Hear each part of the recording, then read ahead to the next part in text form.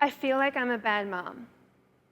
This is what a patient told me through tears during a clinic visit while I was on my OBGYN rotation as a medical student. This patient, who had developed gestational diabetes, which is a type of diabetes that can happen in pregnancy, had missed a couple of key appointments. Before meeting her, her OBGYN and I reviewed her chart. He expressed serious concern about her absences. When I went in to talk with her, I set out to find out why she had been a no-show. The answer? Money was tight.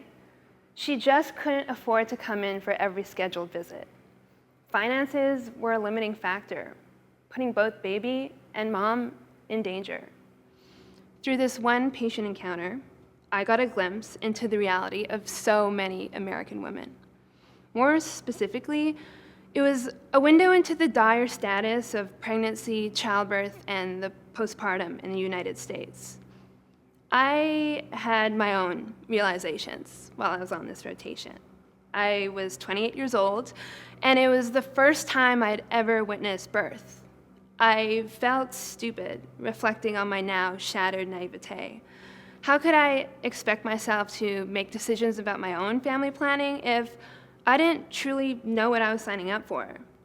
The fact that I was learning this years into pursuing a career in medicine only exacerbated these feelings of disorientation. Along those lines, an unnerving trend began to emerge during those clinic visits. A good portion of the patients were healthcare workers themselves, and upon learning that I was a medical student, coupled with the fact that I'm a woman in my late 20s, they almost unanimously issued me warnings. Don't let your career interfere with your pregnancy plans, they said. Your residency or fellowship program will tell you that things will fall into place, but that's not always the case. It doesn't always work out. They were referring to things like infertility, pregnancy complications, postpartum recovery, and motherhood in general. Clearly, these women felt they were ill-advised and that their aspirations for their careers and for childbearing were at odds. I was the stand-in as they gave advice to their former selves. My particular vantage point showed me that the issues facing maternal health in the US do not spare those delivering the care. In fact, I would argue that the status of pregnancy, birth, and the postpartum among healthcare workers is perhaps the perfect proxy for the American health problem at large. In fact, I would argue that the status of pregnancy, childbirth, and the postpartum among healthcare workers is perhaps the perfect proxy for the maternal health problem at large in the US. Before going into the breadth of the maternal health problem in healthcare, we need to provide some needed context. The realizations I acquired on my rotation is best encapsulated by a tweet I stumbled on by Dr. Marta Perez, an OBGYN from WashU, who noted, "Pregnancy is not a health-neutral event." The more I saw, the more I found this to be true, and this truth has stood the test of time. In 1950s England, when mothers-to-be found out that they were pregnant, they prepared their will, whether from bleeding, blood clot, infection, or the like. The reality of maternal mortality can be found from scripture, through medical journals, and everywhere in between. Of course, we do have much to thank for modern medicine. For most of the 20th century, thanks to things like antibiotics, safer surgical procedures, and better maternity services, maternal mortality rates dropped rapidly. That being said, since 1987, pregnancy-related mortality in the US has actually been on the rise. This has been thought to be multifactorial in origin, attributed to things like an undersupply of maternity care providers, such as midwives, and lack of comprehensive postpartum support, which is largely influenced by policy and exacerbated by socioeconomic factors. Those who have experienced or witnessed childbirth, or even care for someone in the postpartum, have an intimate understanding of the necessity for physical recovery. And that's even in the case where there are no medical complications. Not only is physical recovery crucial, but newborns are needy. On my rotation, we advise new mothers to breastfeed for at least 6 months, provided that it was their preference, of course. In those first few months, babies breastfeed on the order of 6 to 12 times a day. Not exactly conducive to a medical residence schedule, is it? As a member of the healthcare system, my community is bestowed with a unique understanding of the challenges of pregnancy, birth, and the postpartum. Naturally, you would think that maternal health policy within healthcare entities would reflect that. If you've been paying attention, I think you know the answer. So, what are the current policies? At the federal level, there is the Family and Medical Leave Act, which allows eligible employees up to 12 weeks of unpaid parental leave. Like with all laws that sound okay until you do further digging, there are a couple of keywords I want to harp on. Eligibility implies that some individuals don't qualify. For example, first-year residents, because they haven't been with their employers for the required 12-month period. Another keyword, unpaid. The US is the only wealthy nation that doesn't guarantee any form of paid maternity leave. In contrast, the UK offers a year of leave with up to 39 of those weeks paid. Beyond the federal level, governing bodies in the medical field, such as the ACGME and the various specialty boards, impose limits on how much time a resident can take off, generally on the order of 4 to 5 weeks. And get this, at a lot of places, that time is counted as vacation time.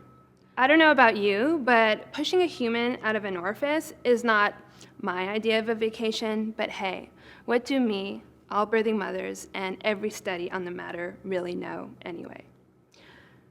There's a particular irony to the lack of support I observe for pregnant, birthing, and postpartum healthcare workers on my rotation, when the medical literature continues to show evidence of the deleterious effects of such lacking support.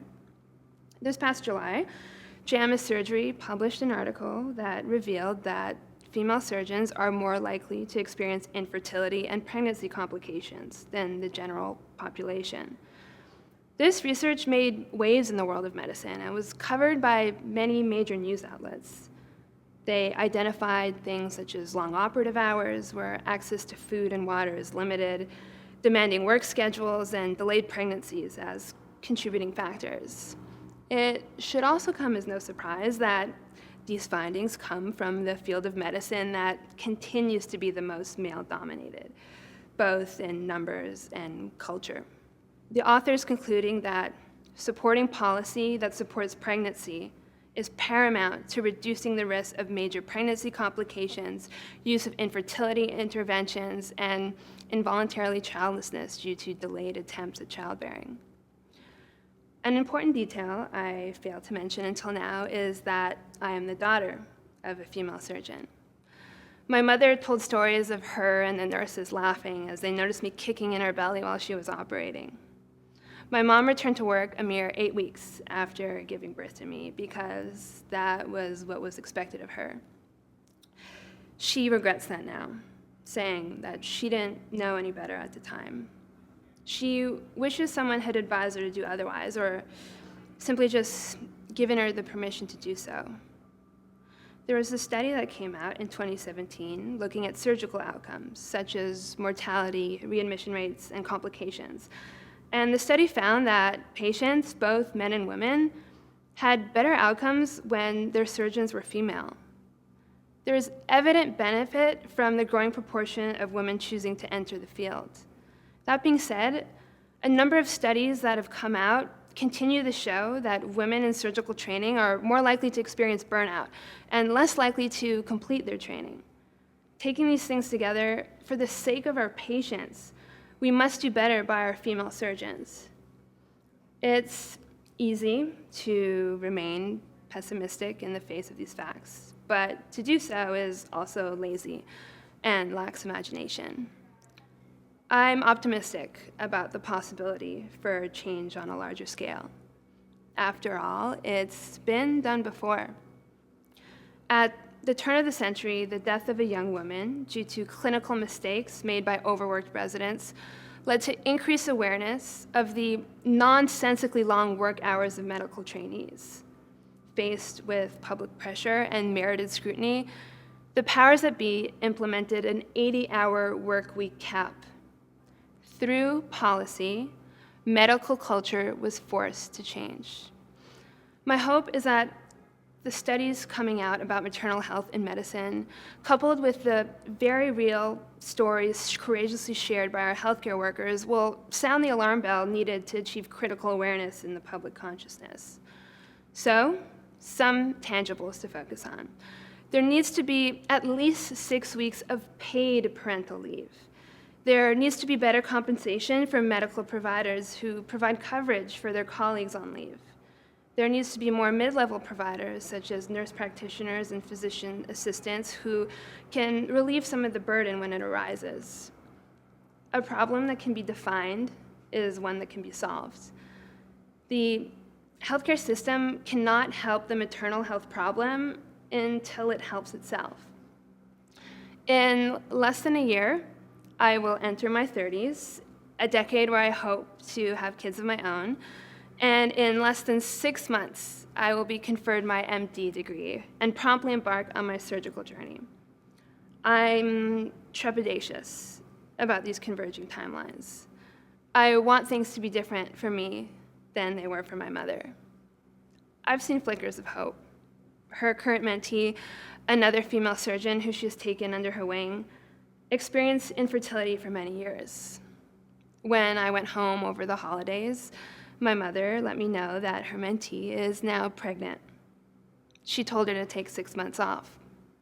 Like with all things, with the right leadership, change is possible.